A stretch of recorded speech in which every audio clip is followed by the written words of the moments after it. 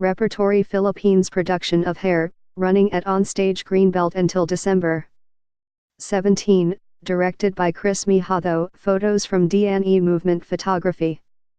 Hair, the 1968 rock musical written by James Rado and Jerome Ragna with music by Galt MacDermot, paved the way for other anti-establishment pieces such as Rent and American Idiot that would follow generations later. While it is tempting today to view its flower power and hippie evocations as remnants of the past and thus best viewed as nostalgic, the material remains a landmark work that broke the mold of the standard Broadway musical. Also, while some of the causes its counterculture kids fought against in the late 60s have been laid to rest, that youthful yearning for freedom and nonconformity that animates the core of the musical is as timeless as ever, meaning, the struggle continues, even now. That's why Hair is a mixture of unrestrained jubilation and seething anger. Underneath all those calls to let the sun shine in is a dark anxiety. The spectacular rave parties simply can't last forever, and the hippie kids know that, hence, the play ending on an ambiguous, bittersweet note.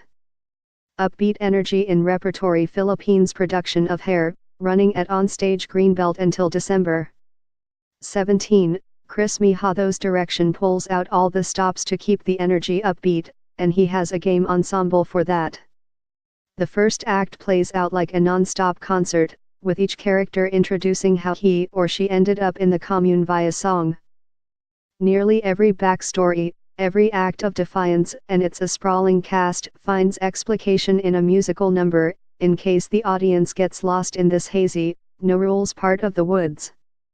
Perhaps more than just a theatrical device of its time, this seemed to be how the play lured its original audiences into then bracing territory, a Broadway musical that exuberantly celebrated hippie culture, featuring nudity, drugs, free love, and music as psychedelic as the pharmacological sensations freely savored by the denizens of this tribe.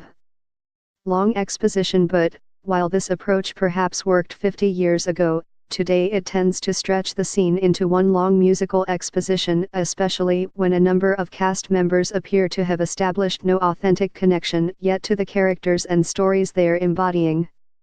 Defiance is relegated into an endless series of song and dance numbers brashly performed, true, but lacking the edge by which we can believe these kids' rejection of the status quo is something to care about. Not everything seems to be going smoothly in this paradise, with the main character Claude, Marquis Stroem, alternating with Topper Fabregas, vacillating between staying and burning his enlistment papers, or joining the establishment and fighting in the Vietnam War. A loose love triangle is hinted at between Claude, feisty leader Berger, George Schultz, and militant chick Sheila, Casa Borromeo. Moran Cruz, George Schultz, Casa Borromeo, and Topper Fabregas, alternating with Marquis Stroem, in a scene from Hair. Strong presence.